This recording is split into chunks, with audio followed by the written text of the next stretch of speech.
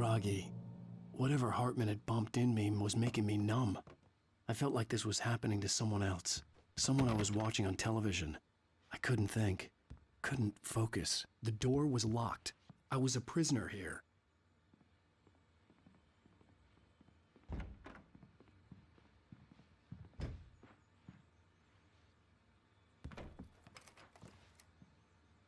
Good evening, Alan. Are we feeling better now? Feeling calm? Yeah. I see you brought your pet gorilla with you. So sure, I'm calm. I get the message. Loud and clear. Why, right. That's the spirit. You're being very brave, Alan. I understand you're confused. I would be more concerned if you weren't suspicious of me. I don't blame you for it. Big of you. Now, why don't you come with me? We'll reacquaint you with my clinic and go over everything you might have forgotten. Little walk and some fresh air? Yes, it will do you good. This corridor is for patients. Most of them aren't here right now. Jack took them out for a fishing trip, except for the ones who are particularly vulnerable, of course. I encourage creativity as a part of the recovery process here at Cauldron Lake Lodge. I specialize in treating artists. I bet you do. Splendid, Alan. I honestly believe we can get this thing under control if we work together. This way, Alan.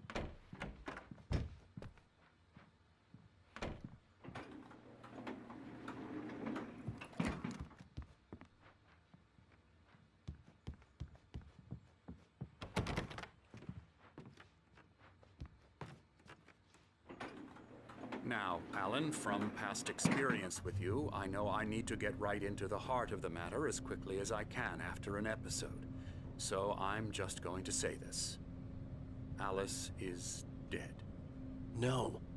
You're in a very vulnerable state until you understand and accept this. Alice drowned, and you couldn't face that. You're suffering from hallucinations, paranoid delusions, unusual thinking, an obsession about light and darkness, a feeling that everything revolves around you, your thoughts and dreams. Your mind has constructed an elaborate fantasy scenario in which your writings are affecting reality. She has been kidnapped and supernatural forces of darkness are trying to stop you. We go this way, Alan. I wasn't ready for another shot, so I went along with it. He had to be lying. But under the influence of the drug he had given me, I had to fight not to believe his words. It's all in your head. You've been making it up. Apart from the tragic accident with your wife, no one has been killed. Your delusions are just a manifestation of your subconscious mind trying to protect you from the too painful truth. Unless we fight the fantasy, it will return. I know the instinct is to resist me, but think about it. Doesn't this make far more sense than the insane supernatural conspiracy you have concocted in your mind? You're a skeptic by nature, Alan. We both know this. Everything can be explained logically.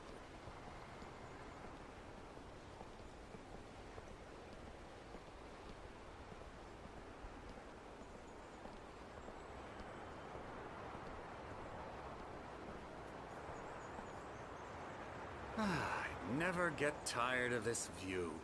Very inspiring, isn't it? Cauldron Lake spread below us. I could see Mirror Peak on the other side of the lake. I thought I could make out the spot where Diver's Isle had been when I arrived with Alice. Now there was nothing but waves. It seems there's a storm coming. Funny, I don't recall there being a mention of that in the weather forecast. Well, no matter. This way. Follow me. Alan, what I'm telling you is good news. Right now, we're in control. Every time you have a relapse, it gets more and more difficult to resurface from the dark depths of your imagination. Not surprising, considering your profession. Imagination is what you work with. After all your nightmares, this should come as an immense relief to you. If it doesn't, why is that? Because I'm lying? Or because you don't want to admit that you're not well? It's very natural for you to think of me as your enemy.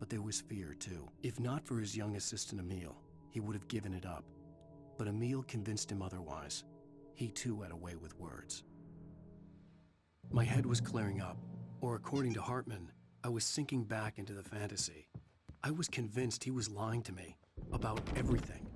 Crazy or not, the Andersons made more sense. He's checking on it now. Yeah, good thing he's not overreacting or anything. Well, he's the boss. I may need a hand here later on, Birch. The storm's bound to make you-know-who jumpy. You know how they get. Something's Gotcha. wrong. Doc's got me looking at I'm the not way. Hartman had mentioned that the power had been acting up. Maybe that was the reason for the generator and the work light on the balcony. The generator hadn't been activated, and there was no key. Have been for days, but it's Hey, wait. Why don't you humor Dr. Hartman and give the writing a shot, huh? Typewriter's in your room. It's not human. A dark presence is wearing the old woman's face. She was covered in clinging shadows. There's a hole in her chest where her heart should be. I think I've made a horrible mistake. I don't think I'm any closer to saving her. He's been lying to me, using me to get the story he wants. And the story will come true. You can get to your room by those stairs, Wake. Hartman wanted me to write. I knew I couldn't, but I figured I should just play along for now. It was the only thing I could do with Nurse Birch watching me like a hawk.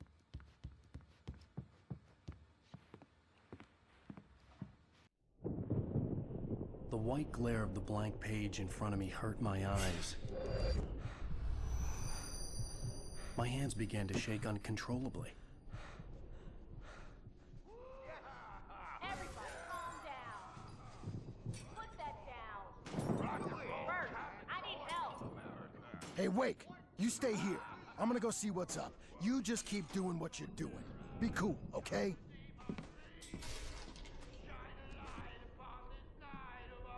I didn't know what the chaos was all about, but it could be my only chance of getting out of here. Where the hell did he get a damn hammer? My hammer's up. Here's a friendly poke from Mjolnir, wench. Hartman kept talking, giving Barry the grand tour, clearly proud of the place. He went on and on about his hunting trophies, and Barry was impressed. But he was here on business. He raised his voice, cut through the monologue. Hey, Hartman, where's Al? Hartman stopped in mid-sentence, annoyed at the interruption. He nodded at the hulking orderly standing nearby. The man smiled and clapped a practiced hand on Barry's shoulder. Oh, afraid of the crazy brothers, are ya? Not so weak now, are we? Sinclair looked bad. That wasn't a love tap. Well, The things crazy are old fart hit her unraveling hard. fast, aren't If she they? was one of Hartman's goons, she had it coming. I had to get to Hartman's office. He had taken all my Backstage is manuscript all pages. yours, Tom. That's where he'd been keeping Seize them. your destiny. It's my storm. I'm taking it. We're on a comeback tour, baby.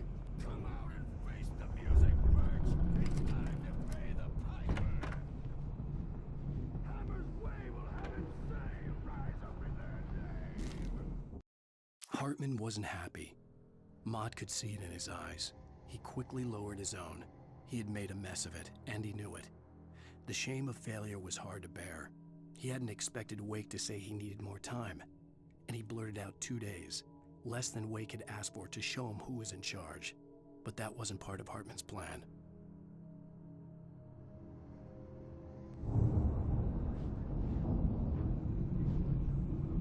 The markings on the tape said they were recordings Hartman had made of the sessions with his patients. I saw Alice's name on one of them. For a moment, I couldn't breathe right. The parties, he's so angry all the time. He's getting violent. Do you mean with you? No, not with me. No, never. Sometimes I almost wish Alan would take a swing at me, because at least that'd lead to a conversation he couldn't just march out of. But no. Alan doesn't really sleep. And the work, well, he's not writing at all. The photo on the wall caught my attention. In it, the clinic staff was standing outside the lodge. I knew the man next to Hartman. He was the kidnapper. Hartman had been playing me all along. I am famous.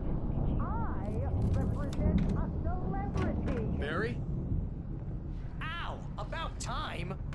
Barry, man, am I glad to see you. We need to get to Hartman's office. It's right next door. You okay? Yeah. I mean, no!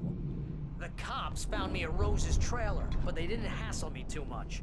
I'm obviously a victim in this, and I demanded to be treated.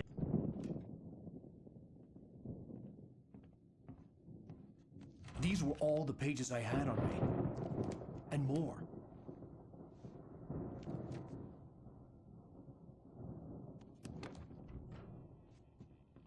Alan, please. You're sliding back into the... Tell me one more lie and I'll shoot you in the face. Ah, well, it was worth a shot. Really, Wake, come on. Let's work together on this. You have no idea... Hartman, shut up! Barry, get out of here. I'll catch up with you. Get a car. Oh, Al, let's just... Go! Wake, listen to me. This is a mistake. Don't you see? Together we can create something absolutely wonderful. With your ability and mine.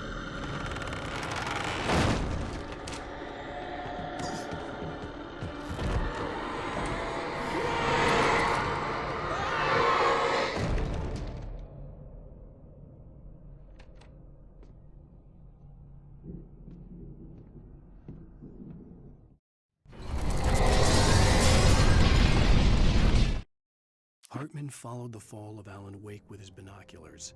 When the rider hit the water, he ordered Jack to take the boat to him. The spot was easy to see in the dark, even with all the extra lights in the boat. The flare floated and kept burning even in the water. Jack turned the radio louder as the engine sputtered. The music was rough and clanking, something the Anderson brothers would no doubt have enjoyed. But Hartman chose to ignore it. Wake was finally within his reach. I had to find a way out.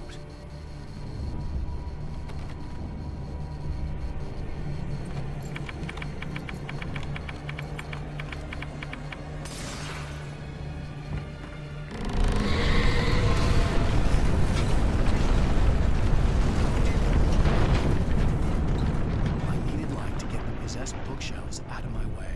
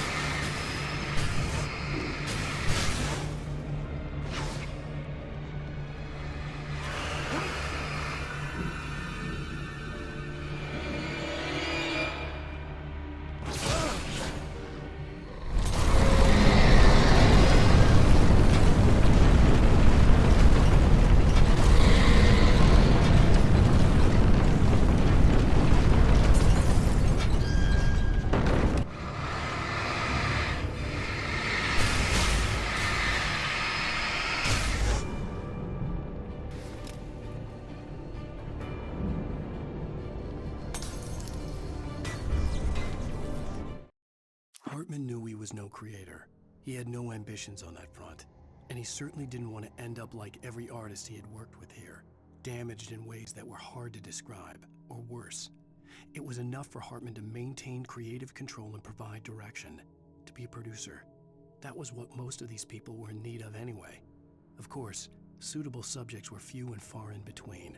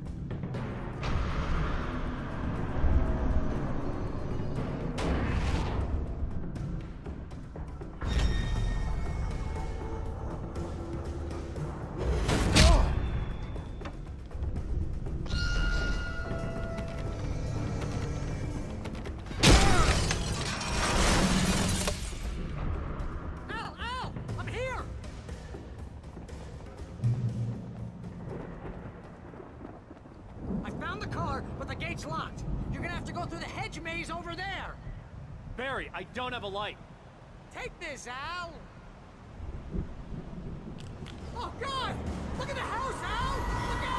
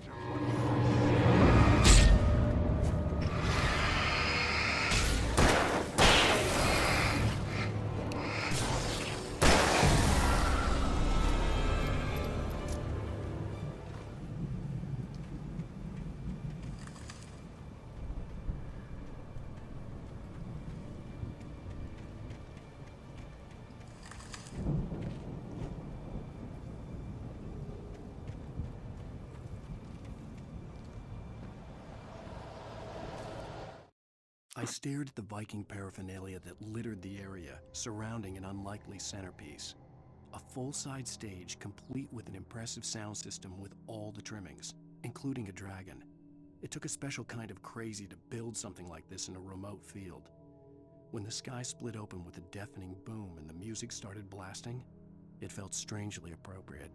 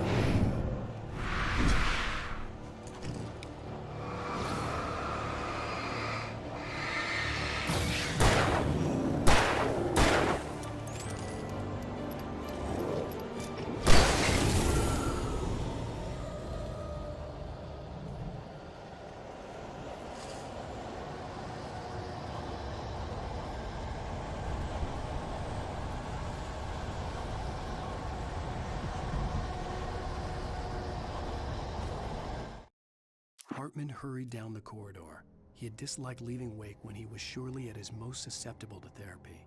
But this was not an ordinary storm. Wake had been writing, and he had woken something up in the depths of the lake. Now, it was coming for him. Hartman had naturally prepared for a situation like this.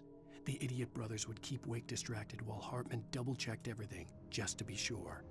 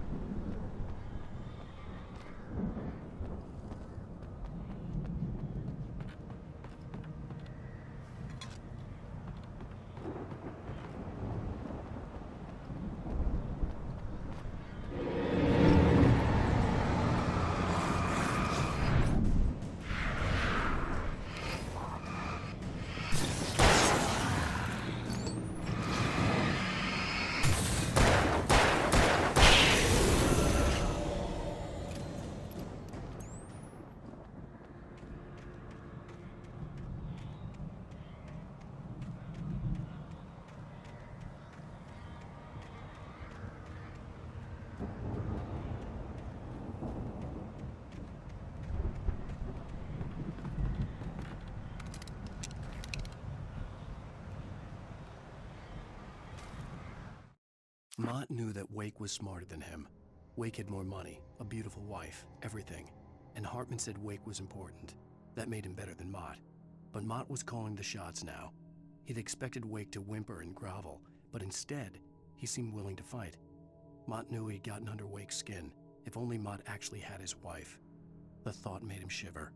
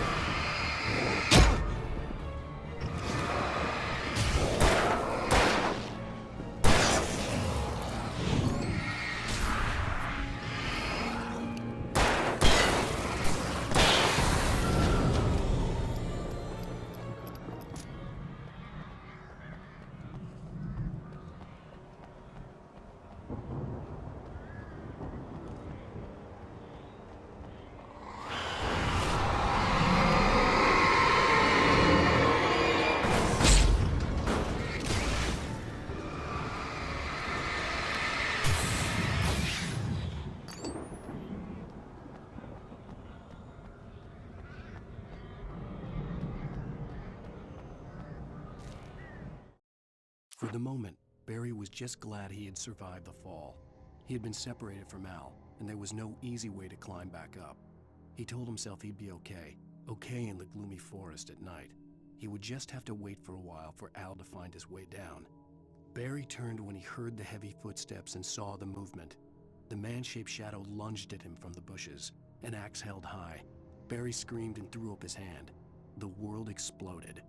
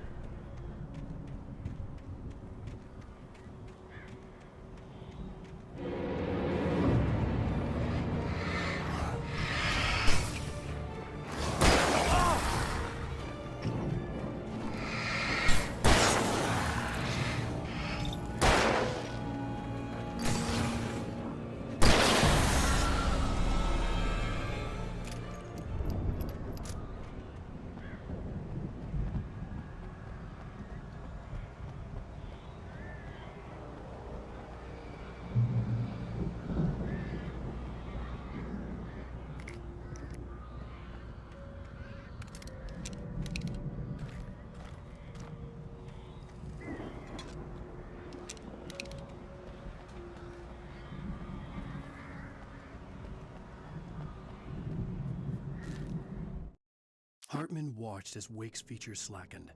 The man was bullheaded, no doubt. Even lying on the bed, he'd almost broken Hartman's nose the second time. But with a little time, he could break Wake down, give him proper direction.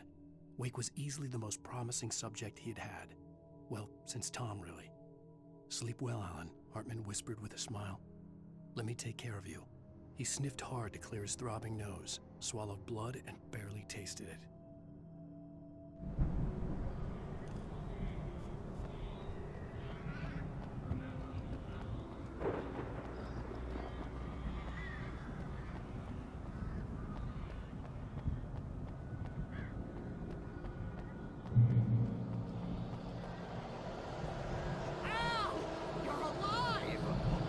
Get out of here. Can you open this gate? Maybe. Barry. Well, I slammed it shut when the nasty showed up, and the key fits kind of loose in the lock, so,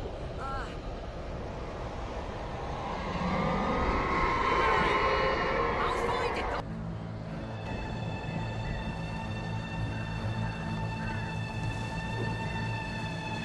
Hurry up, Barry. I'm on it.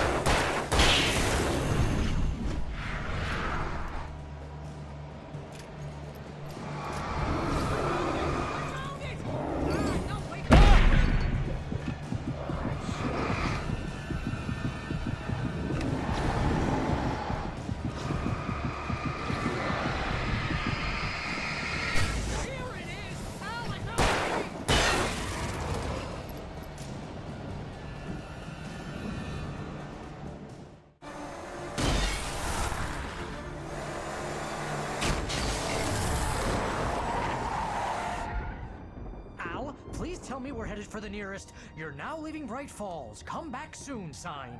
We're going to the Anderson farm. I knew you were gonna say something like that. You know what? You owe me big time for this. When this is through, if we make it, I don't care what anybody says, I'm done with darkness. You're gonna buy me a tanning bed as a gift, and I'm gonna live in it.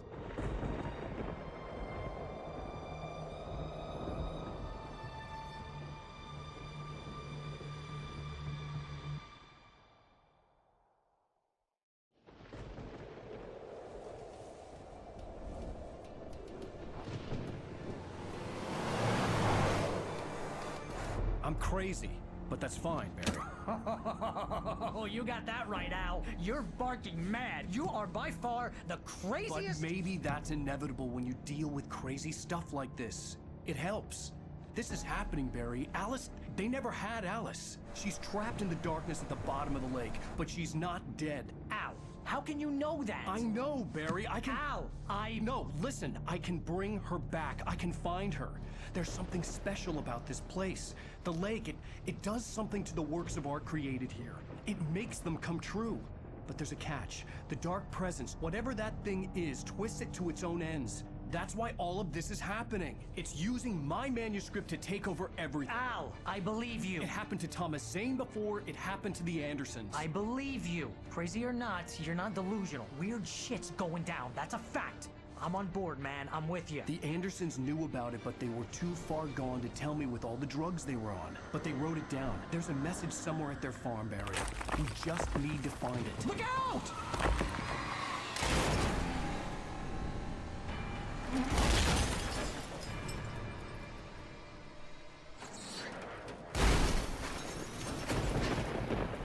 Al! God damn it, Al, talk to me!